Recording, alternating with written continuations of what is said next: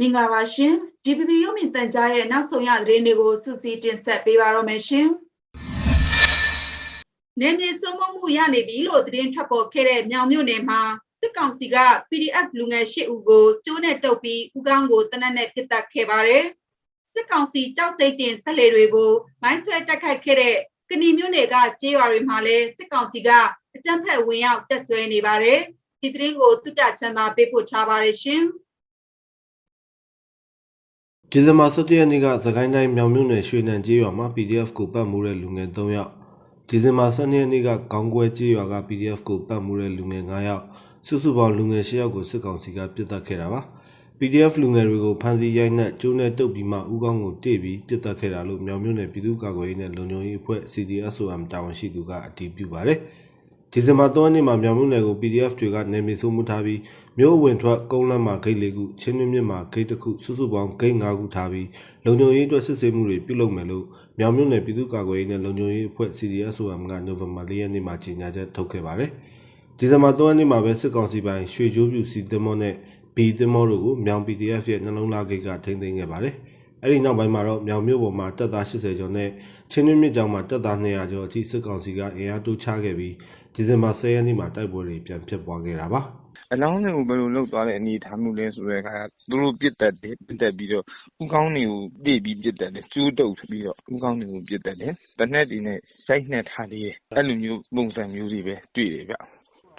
ျစကိုင်းတိုင်းကဏီမြို့နယ်ချင်းတွင်းမြို့မှာတော့စစ်ကောင်စီရဲ့ကြောက်စိမ့်တဲ့မော်တော်လမ်းကြောင်းကိုဒေသခံ PDF တွေကဒီဇင်ဘာ10ရက်နေ့မှာကြားဖြတ်တိုက်ခိုက်တာတွေပြုလုပ်ခဲ့ပါတယ်စစ်ကောင်စီကလည်းသူတို့လမ်းကြောင်းကိုရှင်းတဲ့အနေနဲ့မော်တော်တွေပေါ်ကနေမြစ်ကမ်းဘေးကျေးရွာတွေကိုလက်နက်ကြီးနဲ့ဇက်တိုက်ပစ်ခတ်ခဲ့ပါတယ်စစ်ကောင်စီရဲ့လက်နက်ကြီးနဲ့ပစ်ခတ်မှုကြောင့်ကဏီမြို့နယ်မိချောင်မင်းကျေးရွာကဖျားသေးတွေကိုပါကြီးတင်းခဲ့ပြီးနေအိမ်၈လုံးနီးပါးပျက်စီးဆုံးရှုံးခဲ့တယ်လို့သိရပါတယ်စစ်ကောင်စီဆက်လေတွေနဲ့တပ်သားတွေဟာ PDF တွေရဲ့ကြားဖြတ်တိုက်ခိုက်မှုကြောင့်ခီးမဆက်နိုင်ပဲကဏီမြို့နယ်အတွင်းမှာအနိုင်ကျင့်ရန်ကားနေတယ်လို့ဒေသခံ PDF တယောက်ကပြောပါတယ်။တိုက်ကွင်းတွေအားလုံးကိုဒီကောင်တွေကခွေးတွေကနယ်မြေရှင်းပြီးလောက်တဲ့ပုံစံမျိုးနဲ့သုံးဖွဲ့ခွဲပြီးတော့မှဝိုင်းနေထိုးသွားတာပေါ့။အဲ့ချိန်မှာကျွန်တော်တို့ကဏီမြို့နယ်အတွင်းမှာရှိတဲ့ဒီပြည်ရဲဘော်တွေအားလုံးနယ်မြေတွေကိုအားလုံးခြောက်ထားပြီးတော့မိုင်းကွင်းတွေပဲထောင်ထားတယ်ပေါ့။မိုင်း6လုံးကွဲတယ်။သူတို့အထိခိုက်ရဆုံးကတော့ဒေတာပေါက်ရှိတယ်ပေါ့အဲ့ချိန်မှာရေမိုင်းမော်တော်တွေကလည်းကျွန်တော်တို့ရေမိုင်းနှလုံးအောင်မြင်မြင်ကျွန်တော်တို့ခွဲလိုက်နိုင်တယ်ပေါ့တိုက်ပွဲအတွေ့အကြုံတိုက်ပွဲထိတွေ့မှုကတော့3ကြိမ်လောက်ပေါ့ကျွန်တော်တို့ထိတိုက်တွေ့ဆုံမှုကတော့3နေရာပေါ့3နေရာဖြစ်တယ်အခုလက်ရှိအနေထားမှာမဲရင်နာကကျွန်တော်တို့မဲရင်ရေစင်းပေါ့ရေစင်းမှာသူတို့ဖလက်ပြီးတောင်းတင်နေတယ်ပေါ့အဲ့မှာကျင်းတဲ့ကြောင်ဆိုတဲ့ရွာကိုဒီကောင်တွေညနေ4နာရီလောက်ကတည်းရတယ်ရွာပေါ်တက်ပြီးတော့မှတက်ဆွဲပြီးတော့မှအခုရွာတွေထဲမှာအကုန်မှုနေတယ်ပေါ့စကိုင်းတိုင်းကပလဲရင်းမပင်ကဏီစလင်းမြောင်ချောင်းမြို့တွေမှာစစ်ကောင်စီကအုပ်ချုပ်ရေးရန်များတွေလုံးဝမလဲပတ်နိုင်တော့ဘူးလို့ပလဲ PDF ခေါင်းဆောင်ဘူနဂါကပြောပါတယ်ဒေသခံ PDF တွေကလက်ရှိအသာစီးရထားတဲ့အခြေအနေကိုထိန်းထားဖို့လောက်ပဲရည်ရွယ်ထားပြီးမြို့သိမ်းတိုက်ပွဲတွေဆင်နွှဲအောင်မှာမဟုတ်ဘူးလို့ဆိုပါတယ်မြန်မာတနိုင်ငံလုံးအတိုင်းအတာနဲ့ထားကြမဲ့အချိန်ကိုစောင့်ပြီးမှမြို့သိမ်းတိုက်ပွဲတွေဖြစ်လာနိုင်မယ်လို့ဘူနဂါကပြောဆိုထားပါတယ်စစ်ကောင်စီက3လအတွင်းစကိုင်းတိုင်းအပါအဝင်နောက်မြောက်တိုင်းစစ်ဒေသကိုထိန်းချုပ်ဖို့ကြိုးစားနေတာဖြစ်ပေမဲ့လက်တွေ့မှာ PDF တွေကအရေးတာနေတာဖြစ်ပါတယ်ကျွန်တော်တုတ္တချမ်းသာပါ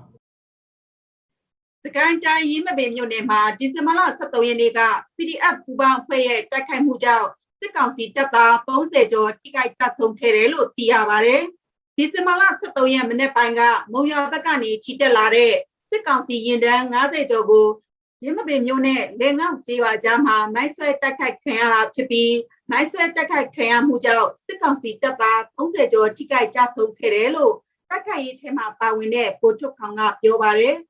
်လက်တလောချိန်ထိ point 3ခုသာတိုက်ခိုက်ခဲ့ရသေးတာဖြစ်ပြီးပထမ point က15ရောက်လောက်ထိမှန်ခဲ့ပြီးဒုတိယ point မှာ10ရောက်လောက်နဲ့တတိယ point မှာ10ရောက်ထက်မနည်းထိမှန်ခဲ့တယ်လို့ဆိုပါတယ်ပထမ point နဲ့ဒုတိယ point မှာစစ်ကောင်စီဘက်ကလက်နက်ကြီးသမားတွေမထိမှန်ခဲ့တာကြောင့်ပြန်လည်ရန်တမ်းပစ်ခတ်မှုတွေပြုလုပ်ခဲ့ကြပေမဲ့တတိယ point မှာတော့လက်နက်ကြီးသမားတွေပါထိမှန်ခဲ့တာကြောင့်ဘာမှပြန်မပစ်နိုင်ပဲဖြစ်သွားခဲ့တယ်လို့ပြောပါတယ်စစ်ကောင်စီတပ်ဖွဲ့တွေဟာလက်ရှိအချိန်မှာလေငေါ့ကျေးရွာနီးမှာပဲရှိနေသေးပြီးရပ်တန့်နေတယ်လို့သိရပါတယ်။အခုလိုတိုက်ခိုက်မှုကိုရင်းမပင်မြို့နယ်တပ်ရင်3နဲ့တပ်ရင်4တို့အပြင်မူရဘက်ကတပ်ရင်2အဖွဲ့တို့ကပူးပေါင်းတိုက်ခိုက်ခဲ့တာလို့သိရပါတယ်ရှင်။ရှမ်းပြည်နယ်မြောက်ပိုင်းမူဆယ်ခရိုင်မူဆယ်မြို့နယ်မုံကိုမြို့နယ်ခွဲဖောင်းဆိုင်ဒေသဘက်မှာ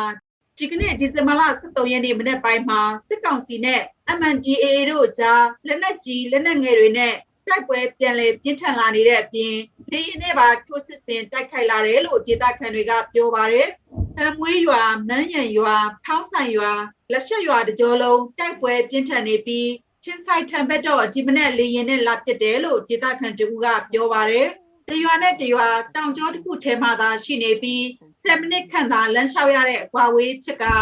မန်းရံရွာဘက်မှာစစ်ကောင်စီတွေနေထိုင်ပြီးဗန်မွေးရွာဘက်မှာတော့ကိုကန့် MNDAA တို့နေထိုင်တယ်လို့ဆိုပါတယ်။ဗန်မွေးတဝိုက်ကပြည်သူတွေကိုတော့ကိုကန့်ဖွဲ့ဘက်ကရှောင်ခိုင်းထားပြီးမန်းရံဘက်ကသူတွေကိုတော့အကြောင်းမကြားလိုက်နိုင်ကြောင်းနောက်ဆုတ်လည်းမရရှေ့တိုးလည်းမရ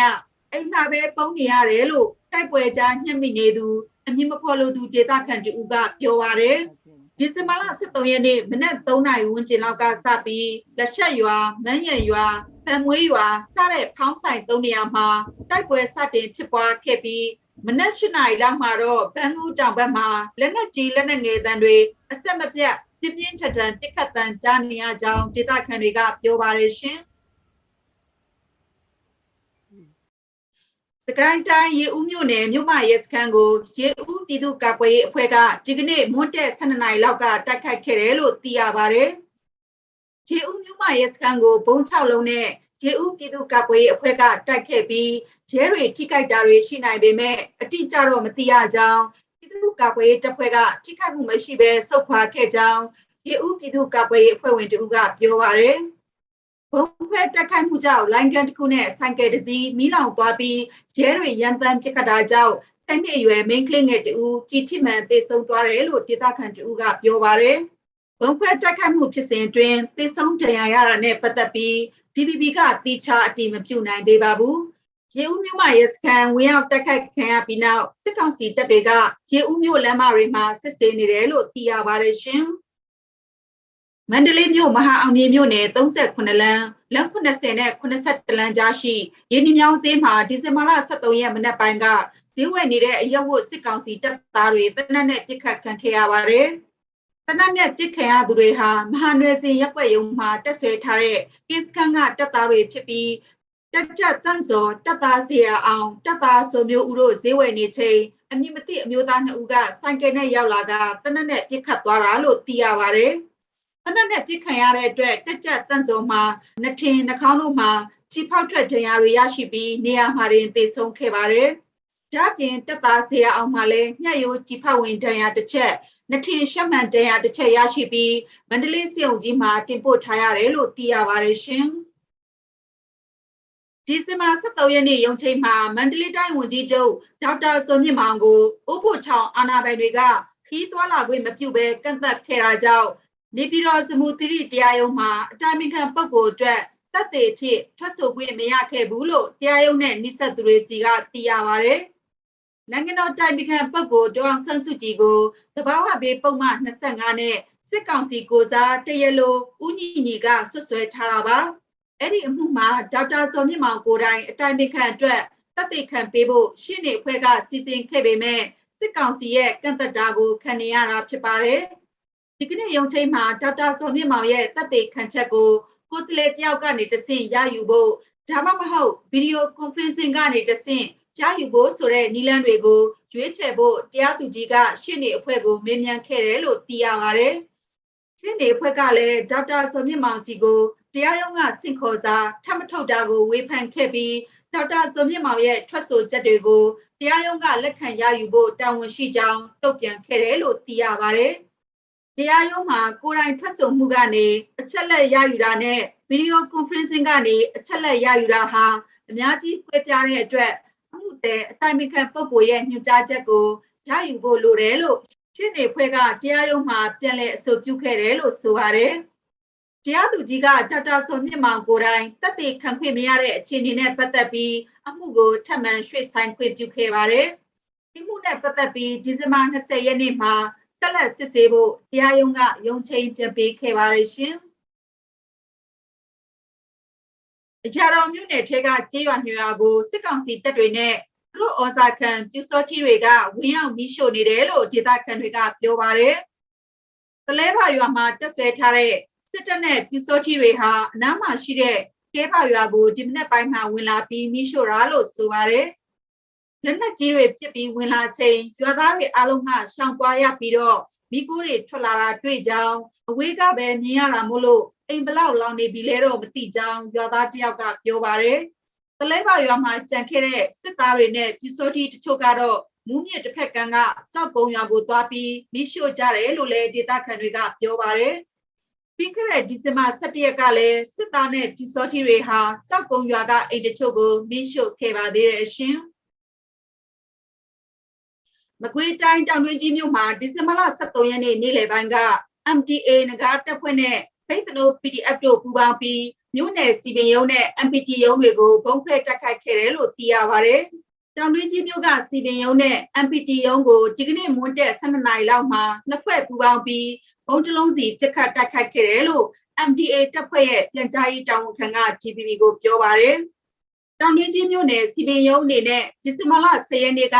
Silent Strike ပြုလုပ်ခဲ့တဲ့ဈေးဆိုင်တွေကိုစစ်ကောင်စီနဲ့ပူးပေါင်းပြီးအပြည့်အကျပိတ်ခိုင်းနေပြီး MPT ရုံးကတော့ပြည်သူလူထုစီကနေ Mobile Internet Data ဈေးနှုန်းတွေတိုးမြင့်ကောက်ခံနေတာကြောင့်ဖုံးခွဲတိုက်ခိုက်ခဲ့တာလို့ဆိုပါတယ်။တောင်တွင်းကြီးမြို့ပေါ်လမ်းစုံလမ်းကွာတွေနဲ့ဌာနဆိုင်ရာရုံးတွေမှာစစ်ကောင်စီတပ်အင်အားတိုးမြင့်ထားတဲ့ကြားကပောက်ခွဲတိုက်ခိုက်ခဲ့တာပါ။အဲ့ဒီပောက်ကွဲမှုကြောင့်စီပင်ရုံးကဝန်ထမ်းတချို့နဲ့အဆောက်အုံကိုထိခိုက်နိုင်ပြီးတော့ MPT ရုံးပြင်ဘက်မှာရပ်ထားတဲ့ဆိုင်ကယ်တွေလည်းပျက်စီးနိုင်တယ်လို့ MTA တပ်ဖွဲ့ဝင်တွေဘေးကင်းရာကိုဆုတ်ခွာနေရတာကြောင့်ထိခိုက်ပျက်စီးတဲ့အခြေအနေကိုအတိအကျမသိရသေးကြောင်းတင်ကြားရေးတာဝန်ခံကပြောပါတယ်။အဲ့ဒီဘုံပေါက်ကွဲမှုဖြစ်ပွားပြီးတဲ့နောက် MPT ရုံးသားကထွေအုပ်အငိမ့်စာဝန်ထမ်းတယောက်ပိုင်ဆိုင်တဲ့တော်ဝင်စာပေါက်ဆိုင်မှာထိုင်နေတဲ့ပြည်သူအယောက်20လောက်ကိုစစ်ကောင်စီတပ်ကရိုက်နှက်ဖမ်းဆီးသွားတယ်လို့တောင်တွင်းကြီးမြို့ဒေသခံတို့ကပြောပါတယ်ရှင်။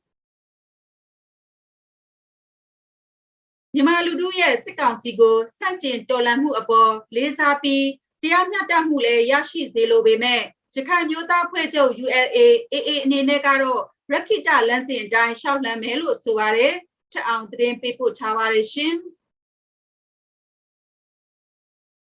ဆီယနာရှင်ပြုတ်ကြရေးအတွက်အတူတကွချိုးပန်းလိုတယ်လို့အမျိုးသားညီညွတ်ရေးအစိုးရအန်ယူဂျီရဲ့ယာယီသမ္မတကြီးက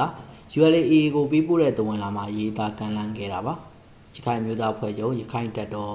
ULA/AA ကတော့စစ်ကောင်စီကိုပြင်းပြင်းထန်ထန်ဆန့်ကျင်နေတယ်။ပြည်သူလူထုရဲ့ဆန့်ကျင်တော်လှန်မှုကိုလေးစားသလိုတရားမျှတမှုလည်းရစေချင်တယ်လို့ဆိုပါတယ်။ဒါပေမဲ့လည်း ULA/AA အနေနဲ့ကတော့စစ်ကောင်စီပြုတ်ကြရေးပူးပေါင်းဆောင်ရွက်မှုဆိုတာထက်အရင်ကတည်းကရည်တည်ခဲ့တဲ့ရခိတလမ်းစဉ်အတိုင်းပဲရှောက်လန်းမယ်လို့ဆိုပါတယ်။ NUG နဲ့ပတ်သက်ပြီးတော့ကျွန်တော်တို့ရဲ့ဒီရည်တည်ချက်ကတော့ငကိုအတိုင်းပါပဲဗျ။နော်ကျွန်တော်တို့ကတော့ကျွန်တော်တို့ရဲ့ရခိတလမ်းစဉ်အတိုင်း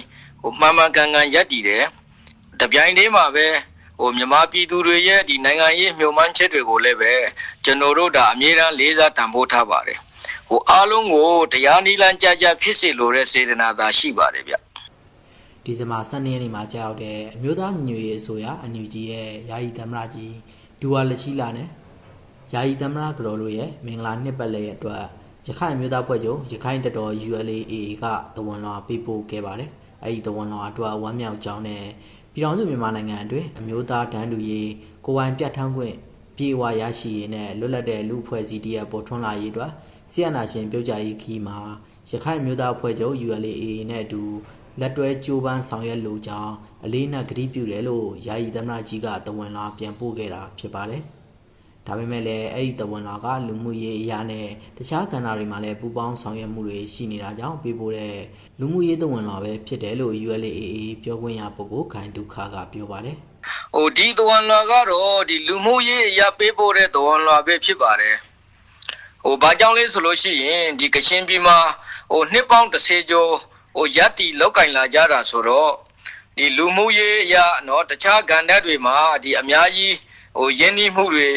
ပါဝင်ပတ်သက်မှုတွေသူ့ဟာနဲ့သူရှိကြတာပေါ့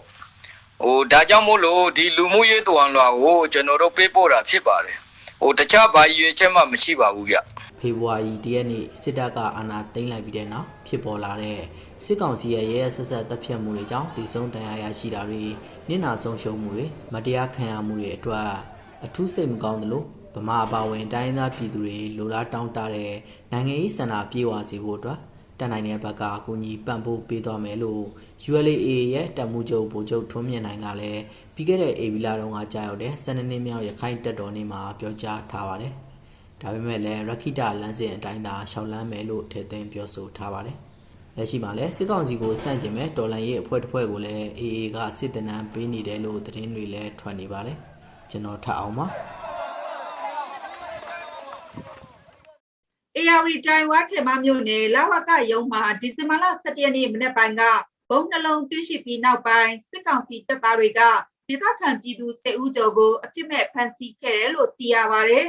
။တန်ကျိုးတိုင်းရပ်ကွက်မှာရှိတဲ့လာဝကရုံမှာဘုံတွေ့ပြီးနောက်ပိုင်းစစ်ကောင်စီတပ်သားတွေရောက်လာကဘုံကိုအသက်မဲ့အောင်ပြုလုပ်ပြီးအဲ့ဒီရပ်ကွက်ထဲကဒေသခံပြည်သူ10ဦးကျော်ကိုအပြစ်မဲ့ဖမ်းဆီးသွားတာလို့ဒေသခံတွေကပြောပါတယ်။ဘုံကိုသူတို့ဝန်ထမ်းတွေပဲတွေ့တာဖြစ်ပြီးအဆောင်တွေလည်းရှိလို့ဝင်ဖို့မလွယ်ကြောင်းဒီချင်းနေမှာပဲဘုံတွေ့ပြီးနောက်ပြည်သူတွေကိုဆွဆွဲဖမ်းဆီးသွားတာလို့ပြောပါတယ်။ဘုံတွေ့ပြီးနောက်တရက်ဒီဇင်ဘာလ12ရက်နေ့ညပိုင်းမှာအဲ့ဒီရက်ွက်ထဲကလူငယ်10ဦးကျော်လောက်ကိုထပ်မံဖမ်းဆီးသွားတယ်လို့ဆိုပါတယ်။ဝါခေမမြို့နယ်မှာစစ်တပ်အာဏာသိမ်းပြီးနောက်ပိုင်းဆရာနာရှင်စန့်ကျင်လှုပ်ရှားမှုတွေကြောင့်ဖမ်းဆီးခံရသူ90ကျော်ရှိတယ်လို့သိရပါတယ်ရှင်။ GPP သတင်းတောက်ကိုအောင်စံလင်းကိုစစ်ကောင်စီတပ်ဖွဲ့အင်အား20လောက်ကဒီဇင်ဘာလ17ရက်ညသကောင်လောက်မှာစကိုင်းတိုင်းဝက်လက်မြို့နယ်ရှိပင်းစင်ကျေးရွာနေအိမ်ကနေရိုက်နှက်ဖမ်းဆီးခေါ်ဆောင်သွားပါတယ်။အင်ကိုလာဝိုင်းဖမ်းပြီးတော့ရိုက်ကြတယ်လို့မိသားစုဝင်တဦးကပြောပါတယ်။ကိုအောင်စံလင်းကိုဒီဇင်ဘာလ17ရက်ညကဖမ်းဆီးခေါ်ဆောင်သွားပြီးနောက်ဝက်လက်မြို့နယ်ရဲစခန်းမှာထားရှိခဲ့ပါတယ်။ဒီဇင်ဘာလ12ရက်ညနေ3နာရီလောက်မှာတော့ရွှေဘိုမြို့စစ်ကြောရေးကိုခေါ်ဆောင်သွားပြီးတွေ့ခွင့်မရသေးတာကြောင့်မိသားစုဝင်တွေစိုးရိမ်နေကြတယ်လို့ပြောပါတယ်။ဝက်လက်မြို့နယ်ကြောက်ကုန်းကျေးရွာမှာဒီဇင်ဘာလ10ရက်မနက်က NLD ထောက်ခံသူ3ယောက်ရဲ့နေအိမ်တွေကိုစစ်ကောင်စီတပ်နဲ့ပူစောထူတွေပူပေါင်းပြီးရှို့ခဲ့တဲ့ဒင်းနဲ့ပတ်သက်ပြီးဖမ်းဆီးသွားတာဖြစ်နိုင်ကြောင်းဖမ်းဆီးစဉ်ကကိုအောင်စံလင်းရဲ့ဖုန်းကိုစစ်ဆေးပြီးရိုက်နှက်ခေါ်ဆောင်သွားတယ်လို့ဆိုပါတယ်။ကိုအောင်စံလင်းဟာ GPP နေကန်သတင်းတောက်ဖြစ်လုတ်ကင်လာတာ4နှစ်ကျော်ရှိပြီးအာဏာသိမ်းပြီးနောက်ပိုင်းမှာလည်းသတင်းသမားတွေကိုစစ်ကောင်စီကဖမ်းဆီးမှုတွေရှိနေတဲ့ကြားကသတင်းတွေရေးသားပေးပို့နေသူလည်းဖြစ်ပါတယ်။ GPP သတင်းတောက်တွေဖြစ်တဲ့ကိုအောင်ကျော်ကိုမင်းညိုနဲ့ကိုသက်နိုင်ဝင်းတို့ကိုလည်းထောင်ဒဏ်3နှစ်နဲ့2နှစ်စီအသီးသီးချမှတ်ခဲ့ပြီးပြီးခဲ့တဲ့အောက်တိုဘာလ18ရက်နေ့ကအကျဉ်းထောင်တီတီကနေခဲ့တဲ့အောက်တိုဘာ18ရက်နေ့ကအကျဉ်းထောင်တီတီကနေလွတ်ငြိမ်သက်သာခွင့်နဲ့ပြန်လည်လွတ်မြောက်လာပါတယ်ရှင်။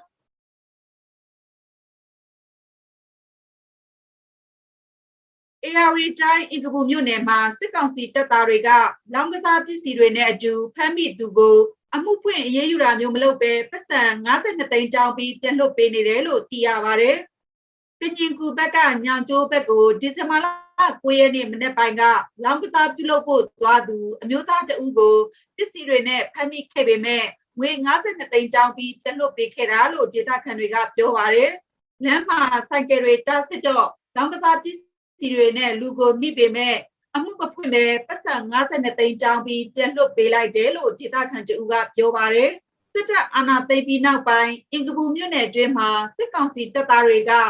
ဥပဒေမဲ့လောင်ကျေးတောင်းယူတာတွေပြုလုပ်ပြီးလောင်ကစားဝိုင်းတွေကိုလည်းခွင့်ပြုထားတယ်လို့ဆိုပါတယ်။အင်္ဂပူမြို့နယ်အတွင်းမှာကျေးရွာအုပ်ချုပ်ရေးမှုတွေနဲ့တက်ဝိုင်းနဲ့ဂျင်ဝိုင်းတွေကိုပတ်စံတောင်းယူပြီးခွင့်ပြုထားတာများတယ်လို့သိရပါတယ်ရှင်။ဒီဇင်ဘာလ12ရက်နေ့ကစကိုင်းတိုင်းမုံရွာမြို့မှာအသက်18နှစ်မပြည့်သေးတဲ့ Regional News Agency သတင်းဌာနကသတင်းတောက်ကိုမင်းတိုက်ထွန်းကိုစစ်ကောင်စီကအင်အား200နီးပါးနဲ့ဖမ်းဆီးသွားတယ်လို့သိရပါတယ်။မနေ့နေ့လယ်2နာရီလောက်မှာမုံရွာမြို့အလုံးဖုန်ကြီးကျောင်းတစ်ကျောင်းကိုစစ်အင်အား200လောက်နဲ့ဝိုင်းပြီးဖမ်းဆီးသွားကြောင်းဖမ်းဆီးချိန်မှာလည်းတနက်ပစ်ဖောက်ကရိုက်နှက်ဖမ်းဆီးသွားတယ်လို့မျက်မြင်တဦးကပြောပါတယ်။ကိုမင်းတိုက်ထွန်းအပါအဝင်လူငယ်12ဦးကိုလည်းဖမ်းဆီးသွားတယ်လို့သိရပါတယ်။ကိုမင်းတိုက်ထွန်းဟာမုံရွာနေမြေခံသတင်းတောက်တယောက်ဖြစ်ပြီးစစ်ကောင်စီရဲ့ဥပဒေချိုးဖောက်မှုတွေစစ်ရာဇဝတ်မှုကျူးလွန်မှုတွေကိုသတင်းရေးသားနေသူတဦးလည်းဖြစ်ပါတယ်ရှင်။ရာထူးကနေနှုတ်ထွက်ခိုင်းတဲ့စစ်ကောင်စီရဲ့အမိန့်ကိုညှင်းဆိုခဲ့တဲ့ကုလသမဂ္ဂမြန်မာတန်မတ်ဦးကျော်မိုးထွန်းကိုတိုက်ခိုက်ရန်သို့မဟုတ် တပ်ဖြတ်ရန်ကြံစည်မှုမှာအဖြစ်ရှိကြောင်းမြန်မာနိုင်ငံသားရဲဟိန်းစောကတောက်ကြနေမှာဝန်ခံခဲ့ကြောင်းအမေရိကန်တာဝန်ရှိသူတွေကပြောကြားခဲ့ပါတယ်။အောက်တိုဘာကနယူးယောက်မြို့မှာနေထိုင်သူရဲဟိန်းစောဟာတန်မတ်ကြီးဦးကျော်မိုးထွန်းကိုရာထူးကနေနှုတ်ထွက်ဖို့မဟုတ်ညှင်းဆန်ရင်တပ်ပစ်ဖို့တခြားနှစ်ဦးနဲ့အတူပူးပေါင်းကြံစည်ခဲ့ကြောင်းအစိုးရရှင်းတွေစီကနေသိရပါတယ်။ဒီတက်ခိုက်မှုအတွက်ဒေါ်လာ9000ပေးဖို့ရဲဟိန်းစောကသဘောတူခဲ့ပြီးဒါကိုအမေရိကန်စုံစမ်းစစ်ဆေးမှုတွေကဟန့်တားခဲ့ပါတယ်။အမေရိကန်မြေမှာဖြစ်ပွားဖို့စီစဉ်ထားတဲ့တိုက်ခိုက်မှုမှာကုလသမဂ္ဂဆိုင်ရာမြန်မာတန်မတ်ကိုဒဏ်ရာရအောင်ဒါမှမဟုတ်တပ်ပစ်ဖို့ကြံစည်မှုမှာပါဝင်ခဲ့ကြောင်းဇော်ကတရားရုံးမှာဝန်ခံခဲ့ပါတယ်လို့အမေရိကန်ရှေ့နေချုပ်ဒေမီယန်ဝီလီယမ်စ်ကထုတ်ပြန်ချက်မှာဖော်ပြထားပါတယ်။အမေရိကန်ပြည်ထောင်စုရှိနိုင်ငံခြားတပ်တမန်တွေနဲ့အရာရှိတွေဘေးကင်းစေဖို့နဲ့ဒီကြံစည်မှုကျူးလွန်သူတွေကိုတရားမျှတအောင်လှုပ်ဆောင်ပေးတဲ့အစိုးရအဆင့်အားလုံးကစနုတ်တို့ရဲ့တရားဥပဒေစိုးမိုးရေးလုံဖော်ကိုင်ဖက်တွေရဲ့လုံလစိုက်ထုတ်မှုကိုချီးကျူးပါတယ်လို့လည်းရှင်းနေချုပ်ဝီလီယမ်စ်ကပြောပါတယ်။ရဲဟိန်းစောကိုမေလမှာစီရင်ချက်ချမှာဖြစ်ပြီးထောင်ဒဏ်9နှစ်အထိကြခံရနိုင်ပါတယ်ရှင်။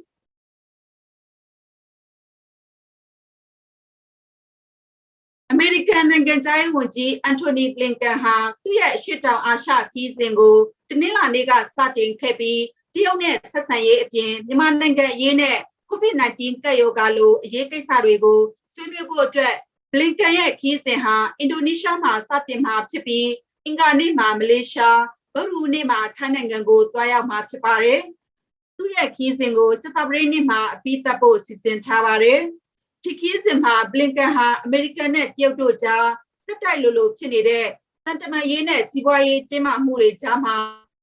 အရှေ့တောင်အာရှသုံးနိုင်ငံရဲ့ရည်တည်ချက်ကိုတိုင်းတာမယ်လို့မျှော်လင့်ရကြောင်းနစ်ကယ်အေရှားသတင်းမှာဖော်ပြထားပါတယ်။ဖေဖော်ဝါရီလကဒေါ်အောင်ဆန်းစုကြည်ရဲ့ဒီမိုကရေစီနည်းကျရွေးကောက်တင်မြှောက်ထားတဲ့အစိုးရကိုထောက်ချပြီးကလေးကစစ်တပ်ကတင်းတင်းမာမာအုပ်ချုပ်ခဲ့တဲ့မြန်မာနိုင်ငံတွင်းကဖွံ့ဖြိုးတိုးတက်မှုများကိုနှက်ဆိုင်စွာစိုးရိမ်ကြောင်း G7 နဲ့အာဆီယံတို့ကပူးတွဲဖော်ပြခဲ့တာပါ။တက္ကသိုလ်မှာဘလင်ကန်ဟာသမရဂျိုကိုဝီဒိုဒိုနဲ့အရေးပါတဲ့အစိုးရရရှိတွေနဲ့တွေ့ဆုံမှာဖြစ်ပြီးဘလင်ကန်ရဲ့ခီးစဉ်ဟာနိုင်ငံတွေရဲ့မဟာဗျူဟာမြောက်မိတ်ဖက်ဆက်ဆံရေးမှာအဆင့်မြင့်အပြန်အလှန်ဆက်ဆံမှုစတင်ခြင်းဖြစ်ကြောင်းအင်ဒိုနီးရှားနိုင်ငံသားရေးဝန်ကြီးဌာနမှအမေရိကန်နဲ့ဥရောပဆိုင်ရာညွှန်ကြားရေးမှူးချုပ်ဂီတီအန်ဂူရာဆွာဂျာယာကပြောပါတယ်။မလေးရှားနိုင်ငံမှာဆိုရသစ်နဲ့ဆက်ဆံရေးကိုမြင့်တင်ဖို့ဝန်ကြီးချုပ်အစ္စမေးဆာဘရီယာကုပ်နဲ့လည်းတွေ့ဆုံဖို့မျှော်လင့်ရပြီးပူးပေါင်းဆောင်ရွက်မှုပုံမအားကောင်းရန်နဲ့ပူးပေါင်းဆောင်ရွက်မှုအသစ်များရှာဖွေရန်နည်းလမ်းများကိုဆွေးနွေးဖို့စီစဉ်ထားကြောင်းနိုင်ငံခြားရေးဝန်ကြီးဌာနကထုတ်ပြန်ထားပါတယ်ရှင်။ရာထူးကနေနှုတ်ထွက်ခိုင်းတဲ့စစ်ကောင်စီရဲ့အမိန့်ကိုညှင်းဆိုခဲ့တဲ့ကုလသမဂ္ဂမြန်မာတန်မတ်ဦးကျော်မိုးထွန်းကိုတိုက်ခိုက်ရန်သို့မဟုတ်တပ်ဖြတ်ရန်ကြံစည်မှုမှာအဖြစ်ရှိကြောင်းမြန်မာနိုင်ငံသားရဲဟိန်းစောကတောက်ကြနေမှာဝန်ခံခဲ့ကြောင်းအမေရိကန်တာဝန်ရှိသူတွေကပြောကြားခဲ့ပါတယ်။အောက်တိုဘာကနယူးယောက်မြို့မှာနေထိုင်သူရဲဟိန်းစောဟာတန်မတ်ကြီးဦးကျော်မိုးထွန်းကိုရာထူးကနေနှုတ်ထွက်ဖို့သို့မဟုတ်ညှင်းဆန်ရင်တပ်ပစ်ဖို့တခြားနှစ်ဦးနဲ့အတူပူးပေါင်းကြံစည်ခဲ့ကြောင်းအစိုးရရှင်းတွေစီကနေသိရပါတယ်။ဒီတက်ခိုက်မှုအတွက်ဒေါ်လာ9000ပေးဖို့ရဲဟိန်းစောကသဘောတူခဲ့ပြီးဒါကိုအမေရိကန်စုံစမ်းစစ်ဆေးမှုတွေကဟန့်တားခဲ့ပါတယ်။အမေရိကန်မြေမှာဖြစ်ပွားဖို့စီစဉ်ထားတဲ့တိုက်ခိုက်မှုမှာကုလသမဂ္ဂဆိုင်ရာမြန်မာတန်မတ်ကိုဒဏ်ရာရအောင်ဒါမှမဟုတ်တပ်ပစ်ဖို့ကြံစည်မှုမှာပါဝင်ခဲ့ကြောင်းဇော်ကတရားရုံးမှာဝန်ခံခဲ့ပါတယ်လို့ဒေမီယန်ဝီလီယမ်စ်ကထုတ်ပြန်ချက်မှာဖော်ပြထားပါတယ်။အမေရိကန်ပြည်ထောင်စုရှိနိုင်ငံခြားတပ်တမန်တွေနဲ့အရာရှိတွေဘေးကင်းစေဖို့နဲ့ဒီကြံစည်မှုကျူးလွန်သူတွေကိုတရားမျှတအောင်လှုပ်ဆောင်ပေးတဲ့အစိုးရအဆင့်အားလုံးကစနုတ်တို့ရဲ့တရားဥပဒေစိုးမိုးရေးလုံဖော်ကိုင်ဖက်တွေရဲ့လုံလစိုက်ထုတ်မှုကိုချီးကျူးပါတယ်လို့လည်းရှင်းနေချုပ်ဝီလီယမ်စ်ကပြောပါတယ်။ရဲဟိန်းစောကိုမေလမှာစီရင်ချက်ချမှာဖြစ်ပြီးထောင်ဒဏ်9နှစ်အထိကြခံရနိုင်ပါတယ်ရှင်။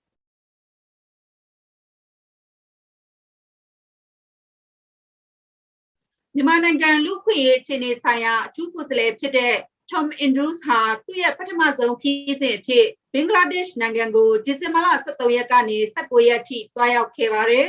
။မြန်မာစစ်တပ်ရဲ့လူမျိုးတုံးတပ်ဖြတ်မှုကနေသူတို့အသက်ရှင်ဖို့အတင်းကျပ်ပြေးလာတဲ့ရိုဟင်ဂျာတသန်းလောက်ကိုကမ္ဘာကမမေ့သင့်ကြောင်းနဲ့ရိုဟင်ဂျာတွေဟာသူတို့ရဲ့ဘေးကင်းလုံခြုံပြီးဂုဏ်သိက္ခာရှိ ရေရှည်နေထိုင်နိုင်မဲ့အခြေအနေတွေဖြစ်လာတဲ့အခါမြန်မာနိုင်ငံကသူတို့နေရပ်ကိုပြန်ဖို့ကလွဲလို့ဘာမှမလိုချင်ကြဘူးလို့လည်း Tom Andrews ကပြောပါတယ်မြန်မာစစ်ဆိုရကလူခွင့်ရေးကိုစနစ်တကျချိုးဖောက်နေပေမဲ့ဘင်္ဂလားဒေ့ရှ်နိုင်ငံကနေမြန်မာနိုင်ငံကထွက်ပြေးသွားသူတွေကိ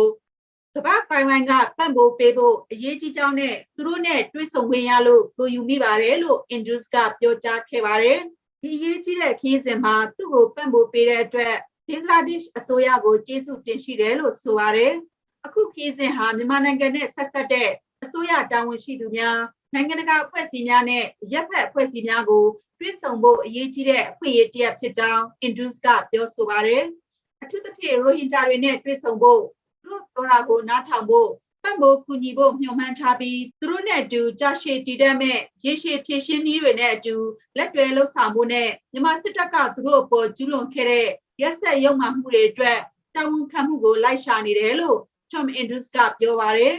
ဒီဇင်ဘာလ19ရက်နေ့ဒေသစံတော်ချိန်နေ့လယ်2နာရီမှာ Westin Hotel မှာသူ့ရဲ့ပမာဏလေးလာတွေ့ရှိချက်တွေကိုသတင်းစာရှင်းလင်းပွဲပြုလုပ်ဖို့ရှိပြီးသတင်းသမားတွေဝင်ရောက်ခွင့်ကိုတင်းတင်းကြပ်ကြပ်ကန့်သတ်ထားတယ်လို့သိရပါတယ်ရှင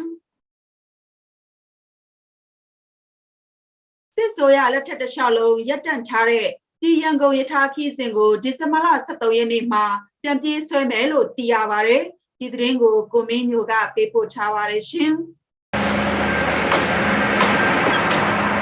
်ကိုဗစ်ကာလနဲ့စစ်တပ်အာဏာသိမ်းကြတဲ့ကစီးသူမရှိတော့တာကြောင့်ကာလအတော်ကြာရပ်တန့်ထားတဲ့ပြည်ရန်ကုန်အမြန်ထားကိုဒီဇင်ဘာလ23ရက်နေ့ကစပြီးအများပြည်သူသက်သာလွယ်ကူစေရေးအတွက်ဆိုပြီးပြန်လည်ပြေးဆွဲသွားမယ်လို့မြန်မာမီးရထားဌာနကနေတရားဝင်ထုတ်ပြန်ထားပါတယ်။အဲဒီလိုလွယ်ကူစေရေးအတွက်ရည်ရွယ်တာဆိုပေမဲ့ရထားပေါ်မှာမီးရထားနဲ့မဆိုင်တဲ့စစ်ကောင်စီတပ်သားတွေလိုက်ပါလာကသူတို့လုံခြုံရေးကိုအကြောင်းပြပြီးပြည်သူတွေကိုအနိုင်ကျင့်တာတွေမလုပ်ဖို့နဲ့ပြည်သူတွေရဲ့အသက်လုံခြုံရေးကိုကာဝယ်ပေးဖို့တော့လိုအပ်မယ်လို့ပြည်သူတယောက်ကအခုလိုဝေဖန်ပါတယ်ဒီလာပေါင်းများစွာကြာလာတဲ့အခါမှာသူတို့ရဲ့နေ့စဉ်ဘဝစားဝတ်နေရေးတွေရှိတယ်ဒီအတွက်မို့လို့လန်ခီးသွားလာရဲ့ကိစ္စတွေကိုတုံမဖြစ်မနေအသုံးပြုရမယ့်ဟာမျိုးတွေရှိတယ်ဒီအတွက်အသုံးပြုပြီးစီးနှင်းမဲ့ပြည်သူတွေပေါ်တော့ကျွန်တော်တို့ကအပြစ်မြင်စရာတော့မရှိဘူးဒါပေမဲ့တစ်ခုရှိတာကဒီမီးထားကိုစီးနှင်းတဲ့ပြည်သူတွေပေါ်မှာဒီမီးထားဝန်ထမ်းတွေမကဘဲနဲ့နော်ယထာဝန်ထမ်းတွေမကဘဲနဲ့စစ်ကောင်စီတပ်သားတွေကပါဝင်ရောက်ပြီးတော့ကျွန်တော်တို့ရှာဖွေတာမျိုးတွေအနိုင်ထက်ပြုကျင့်တာမျိုးတွေဒီတရားလက်လွတ်ကျွန်တော်တို့စီးနှင်းရှာဖွေလက်မှတ်စတဲ့ကိစ္စမျိုးတွေမဖြစ်အောင်တံပြည်သူတွေရဲ့လုံခြုံရေးကိုတာဝန်ယူဖို့ကတော့ဒီယထာကိုတာဝန်ယူပြီးပြေးဆွဲတဲ့စစ်ကောင်စီကတာဝန်ခံရမှာဖြစ်ပါတယ်သူတို့ကပြည်သူတွေကိုစေတနာထားတာတဲ့မီးရထားဝန်ထမ်းတွေ CDM လှုပ်ထားစဉ်မှာသူတို့ရန်ရပြန်လဲပတ်ဖို့နဲ့သူတို့လက်ပါစီတွေအစားချောင်းဖို့လှုပ်ရှားဖို့အတွက်လှုပ်တာလို့လူငယ်တယောက်ကအခုလိုဝေဖန်ပါတယ်ရထားကိုပြန်ထွက်တာလဲသူတို့အလုပ်လုပ်တယ်ဆိုတဲ့သဘောပဲသူတို့ကဒီ ER ကိုပြည်သူတွေကိုစေတနာဆိုတာထက်သူတို့ရဲ့ထောက်ဖို့ရန်နေရပုံမလွယ်ကူမြန်ဆန်အောင်ရယ်ပြီးတဲ့အခါမှာသူတို့ရဲ့လက်ပါစီတွေစားပေါက်ချောင်းအောင်လို့ပဲသူတို့လုပ်တယ်လို့ပဲယူဆတယ်ဘာဖြစ်လဲဆိုလို့ရှိရင်ဒီနေရာမှာအခုရေးထားတဲ့ဖော်ပြထားတဲ့အထဲမှာတော့1950ကျပ်ပေါ့ဒါပေမဲ့တကယ်မှာ4000သူတို့အဲ့လိုမျိုးရှိတယ်ပြီးအထက်တန်းဆိုလို့ရှိရင်လည်း8000လို့မျိုးအဲ့လိုမျိုးတီးရှိပြီးသားသူကလက်မှတ်ဝဲစရာမလိုဘူးအဲ့ရထားပူရာရောရောက်ပြီဆိုတာ ਨੇ စစ်သားတွေကအထုပ်ကိုလာတည်ပေးပြီးလို့ရှိရင်ပတ်သက်ပေးလိုက်ရုံပဲသူလက်မှတ်ကြေလို့အဲ့လိုမျိုးတန်းစီပြီးတော့ဝယ်စရာထွေထူးမလိုတဲ့အနေအထားမျိုးပေါ့နော်ဒါကဘာလဲဆိုလို့ရှိရင်သူတို့လက်ပါစီတွေစားပေါက်ချောင်းအောင်တို့သူတို့အဲ့ဒါယူဆပြီးတော့လုပ်တဲ့အရာမျိုးပဲလို့ကျွန်တော်ကတော့ယူဆတယ်ဆိုတော့သူတို့အလုပ်လုပ်မယ်ကျွန်တော်တို့ကလည်းကိုလုပ်ဆရာရှိတာကိုကိုလုပ်သွားဖို့ပဲလိုအပ်တယ်လို့ပဲအခုကိစ္စနဲ့ပတ်သက်ပြီးမီးရထားဌာနကဈေးနှုန်းတွေကဦးသိန်းစိန်အစိုးရလက်ထက်ကလေးကသတ်မှတ်ထားတဲ့ဈေးနှုန်းအတိုင်းပဲဘေးကင်းလုံခြုံရေးအတွက်ကတပ်မတော်ဘက်ကရောရထားရဲတဲ့ဖွဲ့တွေကပါလိုက်ပါပြီးတာဝန်ယူထားပါတယ်ပြန်ထွက်ရတဲ့ရည်ရွယ်ချက်ကရထားကအမြဲတမ်းထွက်နေတာပဲလေကိုဗစ်ကြောင့်ပိတ်ထားရတာရှိခဲ့တယ်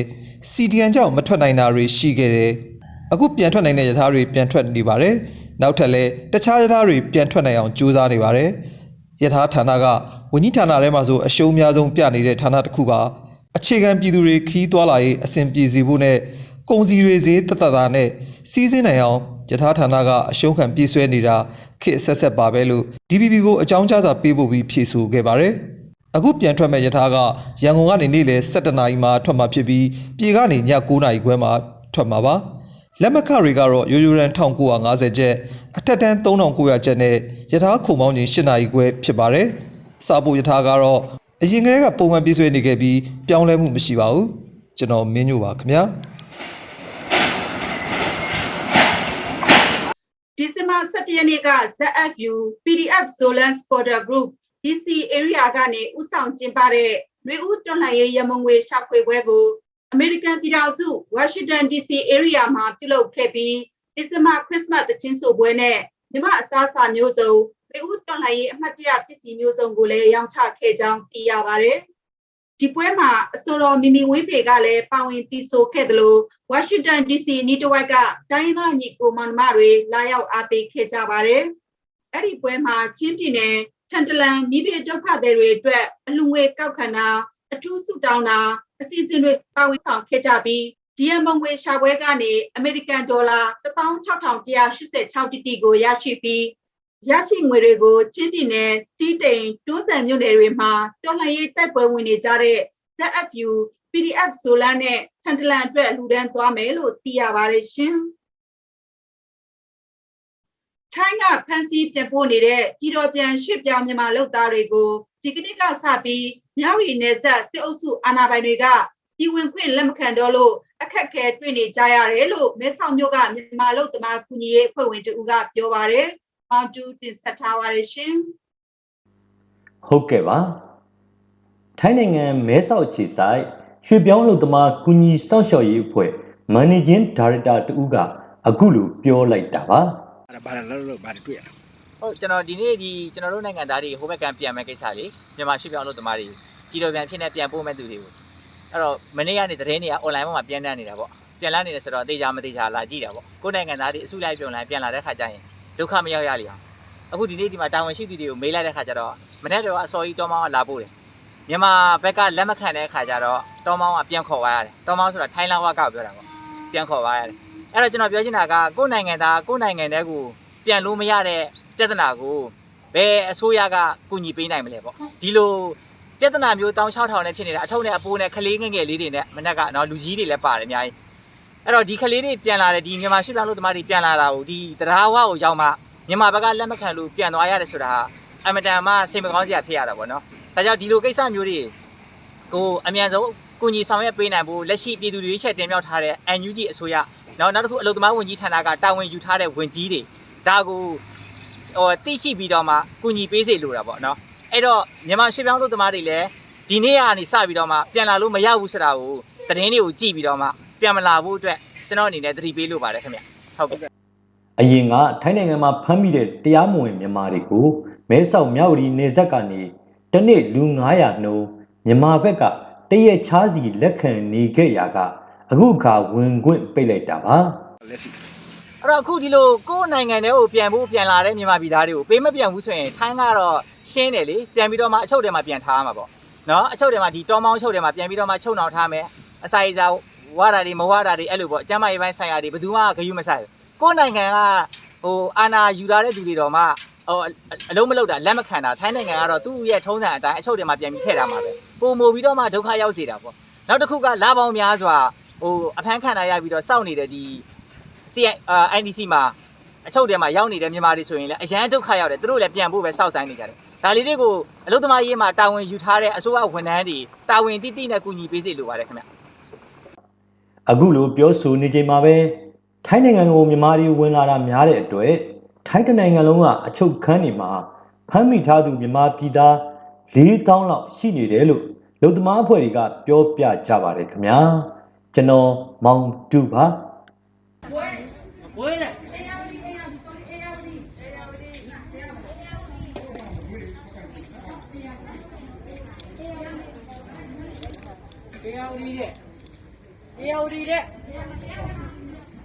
မြန်မာစစ်ကောင်စီဟာတန်းနဲ့ချီတဲ့ပြည်တွင်းစစ်ရှောင်ဒုက္ခသည်တွေနဲ့တခြားသောအန္တရာယ်ကြားရောက်နေတဲ့သူတွေစီအလိုမင်းကိုလိုအပ်နေတဲ့လူသားချင်းစာနာထောက်ထားမှုဆိုင်ရာအသက်ကယ်အကူအညီတွေကိုမပေးပို့နိုင်အောင်ပိတ်ဆို့ထားတယ်လို့ Human Rights Watch လူ့အခွင့်အရေးစောင့်ကြည့်ရေးအဖွဲ့ကဒီကနေ့ဒီဇင်ဘာ23ရက်မှာပြောကြားခဲ့ပါတယ်။ကုလသမဂ္ဂအရှေ့တောင်အာရှနိုင်ငံများအသင်းအာဆီယံနဲ့သက်ဆိုင်ရာအစိုးရတွေဟာ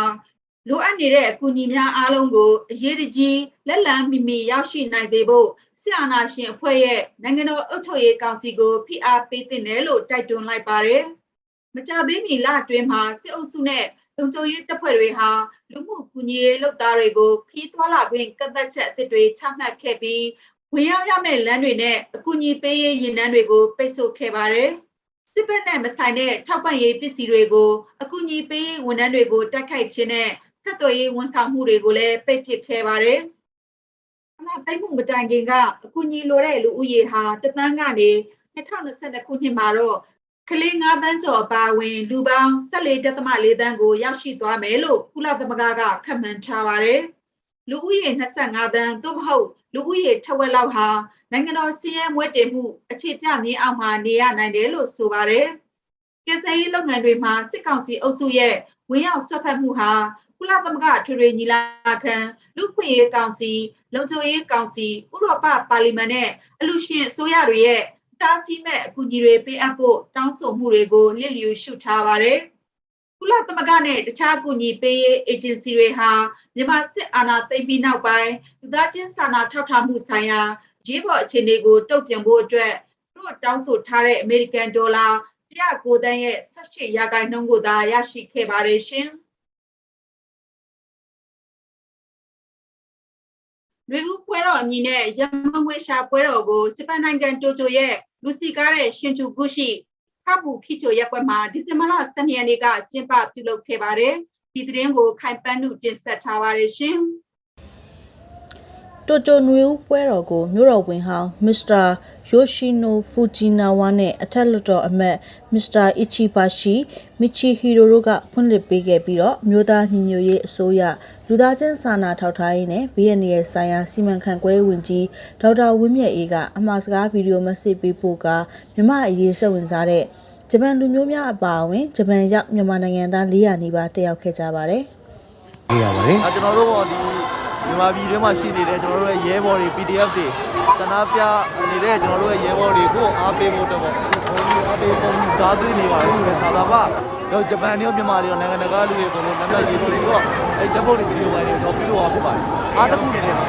အားအများကြီးဒီမှာစီးရီးပြည်တော်နဲ့စီမင်းတွေပဲဒီအားလေးတို့လည်းအားတက်စီအောင်ဆိုရဲရည်ရွယ်ချက်တယ်ပေါ့တော့လုပ်ခဲ့တာဖြစ်ပါတယ်မြမနွေဦးတော်လိုင်းရဲ့အတွက်တစ်ဖက်တစ်လမ်းကအထောက်အကူပြုဖို့နဲ့မြမအရေးဂျပန်လူမျိုးများပုံမသိရှိအားပေးကူညီစေရေးအတွက်ကျင်းပတာဖြစ်ပြီးဂျပန်ရောက်မြန်မာလူငယ်အဖွဲ့အစည်းတွေဥဆောင်ကျင်းပကြတာဖြစ်တယ်လို့ဥဆောင်ကျင်းပရေးအဖွဲ့ဝင်တဦးဖြစ်တဲ့ကိုတန့်စော်ထက်က DBB ကိုပြောပါတယ်။နွေဦးတော်လိုင်းရဲ့အမွေအသက်တည်ပါဝင်တဲ့ကျွန်တော်ဒီမိုကရေစီရေးကိုဖော်ထုတ်နိုင်မဲ့နွေဦးပွဲတော်ဆိုပြီးတော့ဒီကျင်းပခဲ့ပါတယ်။အဓိကကျင်းပတဲ့ရည်ရွယ်ချက်ကတော့အခြေအနေအထိကျွန်တော်တို့တွေက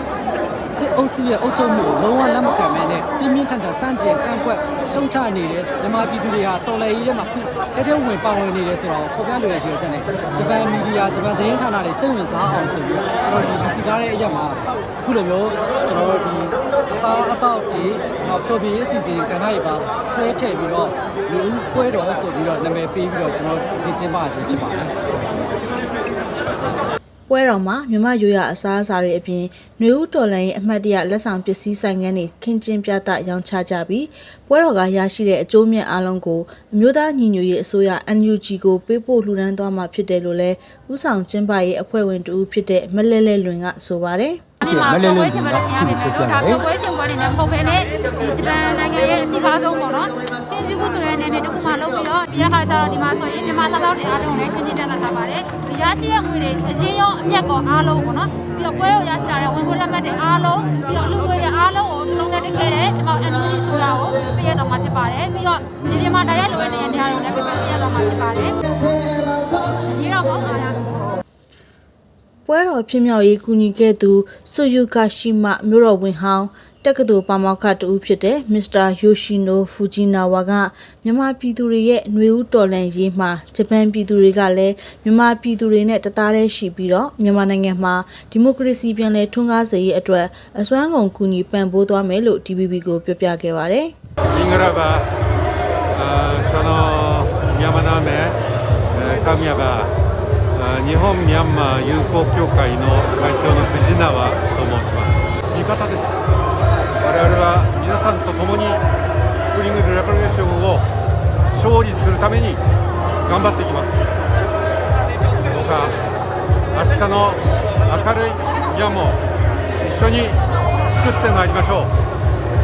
セーツンバーデー、セーフミャンマー。တိုဂျိုနွေဦးပွဲတော်မှာနွေဦးတော်လိုင်းရင်တချင်းတန်ချက်တွေနဲ့ဖျော်ဖြေခဲ့ကြပြီးအဆိုတော်ရုပ်ရှင်မင်းသားမင်းမော်ကွန်းရဲ့တခန်းရဲ့ပြဆက်ကိုလည်းဂျပန်ရောက်မြန်မာလူငယ်တွေကတင်ဆက်ပြသခဲ့ပါတယ်။ကျွန်မတော့ခိုင်ပန်းလူပါ။ကယားပြည်နယ်ဖားဆောင်မြို့နယ်နဲ့ရှားတော်မြို့နယ်တို့ကဒေသအချို့ကိုနေအိမ်တွင်းနေထိုင်ရေး stay at home အစီအစဉ်ကနေပယ်ဖျက်လိုက်တယ်လို့ကယားပြည်နယ်ပြည်သူ့ကျန်းမာရေးဦးစီးဌာနကဒီဇင်ဘာ12ရက်နေ့ကထုတ်ပြန်လိုက်ပါတယ်။ကယားပြည်နယ်ပြည်သူ့ဦးစီးရေးဌာနကလက်တလောဖြစ်ပွားနေတဲ့ COVID-19 ကြိုတင်ကာကွယ်ရေးလုပ်ငန်းတွေကိုအချိန်နဲ့တပြေးညီဆောင်ရွက်ရမှာယောဂကူးစက်ပြန့်နှံ့မှုကိုပုံမထိရောက်စွာထိန်းချုပ်နိုင်ဖို့ပြည်နယ်တွင်းယောဂကူးစက်မှုများပြားနေတဲ့သက်ဆိုင်ရာမြို့နယ်တွေကို stay at home သတ်မှတ်ကြေညာခဲ့ပါတယ်။လက်ရှိမှာတော့သက်ဆိုင်ရာပြည်နယ်အဝန်းဝိုင်းနယ်မြေအတွင်းနေထိုင်သူတွေအနေနဲ့ COVID-19 ရောဂါကာကွယ်ရေးစည်းကမ်းချက်တွေကိုတိကျစွာလိုက်နာတဲ့အတွက်လွန်ခဲ့တဲ့14ရက်အတွင်းဓာတ်ခွဲအတည်ပြုလူနာထပ်မံတွေ့ရှိမှုလျော့နည်းလာခဲ့တယ်လို့ဆိုပါတယ်။ဒါ့အပြင်ဖားဆောင်မြို့နယ်မော်ချီဒေသလိုခါလိုကျေးရွာအုပ်စုနဲ့ရှားတော်မြို့နယ်ရှားတော်မြို့စီပင်တာယာရေးနယ်နိမိတ်တွေကိုဒီကနေ့ဒီဇင်ဘာလ23ရက်နေ့မနက်4နာရီကစပြီး stay at home အစီအစဉ်ကနေပယ်ဖျက်လိုက်တာလို့ထုတ်ပြန်ထားပါတယ်။မြို့နယ်နှစ်ခုကကိုဗစ်ကူးစက်မှုလျော့နည်းသွားတဲ့ဒေသကို stay at home ပယ်ဖျက်လိုက်ပေမဲ့ဒီဇင်ဘာလ12ရက်နေ့မှာတော့လူပေါင်း69ဦးကို COVID-19 စစ်ဆေးခဲ့ရမှာ2ဦးပိုးတွေ့ရှိခဲ့တယ်လို့ပြည်내ကျန်းမာရေးဦးစီးဌာနကဖော်ပြထားပါတယ်ရှင်။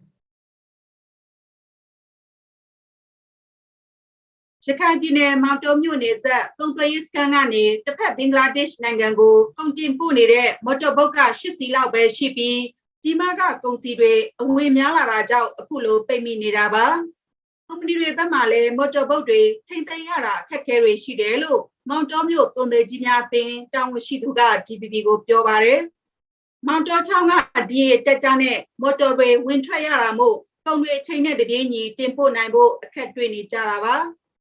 ကုန်တွေမောင်တောဝင်ထွက်စခန်း POE ဘုတ်စိတ်မှာပေါင်တင်နေပြီးကုန်တင်ကားများပိတ်ဆို့နေတာကြောင့်လမ်းသွားလမ်းလာပြည်သူတွေလည်းအခက်တွေ့နေကြတာပါအခုလိုကြမ်းကြမ်းမှုတွေရက်ရှည်လာခဲ့ရင်စက်သွန်တွေနဲ့ငမြစ်ချင်းတွေဆိုတော့အချိန်မီမရောက်နိုင်ရင်ပျက်စီးရှုံရှုံမှုများနိုင်တယ်လို့ကုန်သည်တွေကပြောပါတယ်ရခိုင်ပြည်နယ်မှာတစ်ဖက်ဘင်္ဂလားဒေ့ရှ်နိုင်ငံသို့အောက်တိုဘာလ23ရက်နေ့ကစတင်ပြီးကုန်သွယ်ခွင့်ရရှိခဲ့ပေမဲ့မောင်တောနယ်စပ်ကုန်သွယ်ရေးစခန်းမှာအောက်တိုဘာလ20ရက်နေ့ကစတင်ကုန်သွယ်ခဲ့ရတာပါအဲ့ဒီလိုကုန်သွယ်ရမှာအောက်တိုဘာလ31ရက်နေ့ထိအမေရိကန်ဒေါ်လာ3,46,000ဖိုးခန့်သာ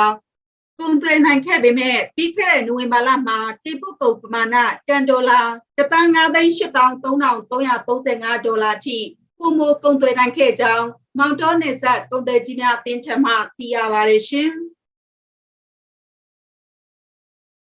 ရှေးခင်ကကချင်တိုင်းသားအများစုဟာတောင်ပေါ်ဒေသတွေမှာနေထိုင်ကြသူတွေဖြစ်တယ်လို့တောင်ရလုပ်ငန်းကိုအသက်မွေးဝမ်းကြောင်းလုပ်နေနဲ့လုပ်ကင်ခဲ့ကြတာပါအခုချိန်မှာတော့တောင်ရလုပ်ငန်းလုပ်ကင်တဲ့သူတွေနေပါလာပြီဖြစ်တဲ့တောင်ရလုပ်ငန်းအကြောင်းကိုကချင်တိုင်းသားတယောက်ကအခုလိုပြောပြထားပါတယ်ရှင်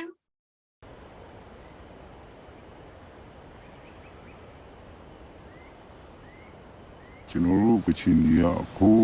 ရေနုံကဆိုရင်တော့ကျွန်တော်တို့ဒီမကျွေရှင်းလားဝါကက်ဆိုတာရှိတယ်အဲ့ဒီကနဲ့ကျွန်တော်တို့ဝါကက်အထက်ဝါကက်အောက်ဝါကက်ဆိုတာရှိတယ်အဲ့ဒီကနဲ့ကျွန်တော်တို့ကစင်ကေတာစင်တယ်လာခဲ့တော့ကျွန်တော်တို့ကဒီတောတောင်မှာပဲနေကြတယ်ပြန်มาတိမနေဘူးအဲ့ဒီကြောက်ကြောက်အဲ့ဒီအတွေ့အကြုံကိုကျွန်တော်တို့ကတောင်ရခုတ်တဲ့လူများတဲ့ကချင်လူထုတွေက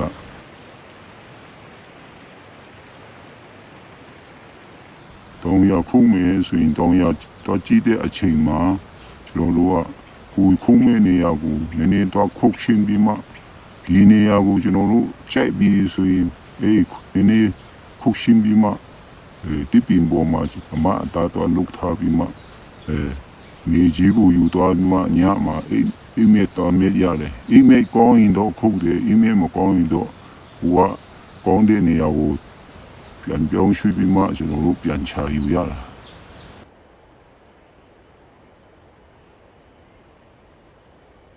ဒီမေလာမှာ AB နဲ့မေလာတွဲလောက်မှာဆိုရင်3ရောက်မီးရှုထားတဲ့မလောင်တဲ့ဟာဒီကိုကျွန်တော်တို့ကပြန်ပြီးမှတ ပြန်ရှင်ရလို့ပြီးမှပြန်ပုံပြီးမှပြန်ရှင်းရတယ်ပြန်ရှုရတယ်ပြန်ရှုမှရှင်းပြီးမှကျွန်တော်တို့ကမေလာ20ရက်ကျော်ပြီးဆိုရင်တော့စပါထူကြပြီစပါဆိုင်ကြပြီဒီကင်းတာတွေကကျွန်တော်တို့အော်တိုဘာနဲ့စားပြီးအော်တိုဘာ20ရက်20ချင်းကနေဆိုရင်တော့ဒီစပါအလွယ်ဆိုလွယ်တဲ့ဟာရှိတယ်နည်းနည်းနောက်ကျတဲ့နောင်တဲ့ဟာရှိတယ်